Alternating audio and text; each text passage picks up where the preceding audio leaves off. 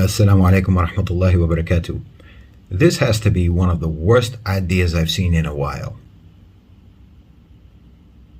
When you have billions of ringgits worth of empty properties sitting unused already in Penang, when you have a real estate market that is already suffering from oversupply and prohibitively unrealistic prices, when you have global, regional, and national inflation already raising the cost of living for everybody, and now rate increases by Bank Negara just today that's going to make it even more expensive for people to be able to buy a home, when you see global food shortages and overall food security in the world in jeopardy, when you have climate change experts warning of rising sea levels that could actually end up swallowing significant portions of Penang, what on earth makes you think that it's a good idea to start building artificial islands?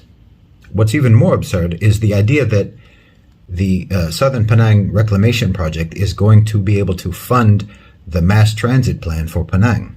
This project is an absolute money pit. Do you remember when Dubai went on an artificial island building spree in the early 2000s?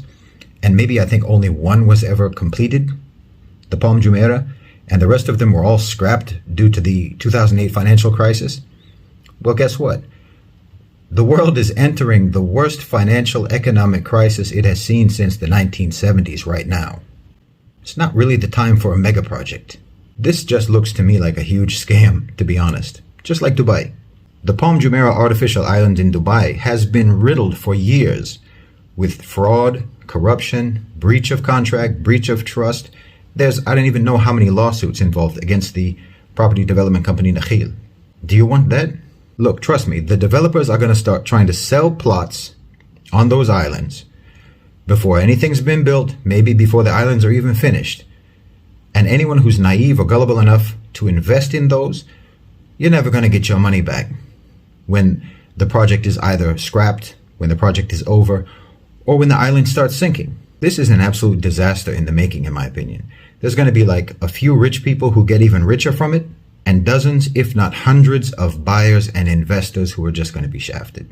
But on the bright side, the entire ecosystem will be destroyed, and 1,500 fishermen and their families are going to be devastated, and Malaysia's food independence will be undermined. Wallahi, this is the absolute opposite direction that a country like Malaysia should be going in this era of transition in the dynamics of the global economy.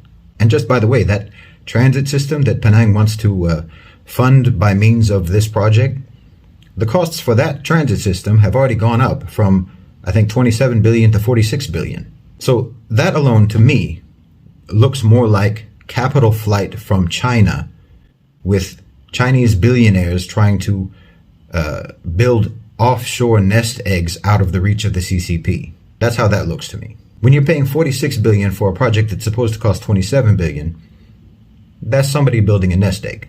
This whole plan stinks to high heaven, in my opinion. They're pretending that this project is going to be completed over the course of 15 years. But believe me, that 15 years is going to be nothing but expanding and deepening and endless problems that will only get worse once the islands are completed. And ultimately, all they will have done is created 3 massive piles of debris off the coastline of Penang and ruined local fishing for decades to come. But I mean, don't take my word for it. If you can find some way that this makes any kind of sense or is actually genuinely in the interests of the people of Penang, go for it. I may not even be around in 2035 to tell you I told you so. Jazakumullahu khairan, wassalamu alaikum.